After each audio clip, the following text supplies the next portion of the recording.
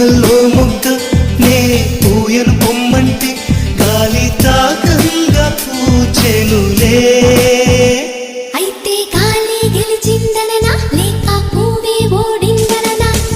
రాళ్ళల్లో శిల్పం లోపల దాగున్న పూలి తాకంగా వెలిసెనులే.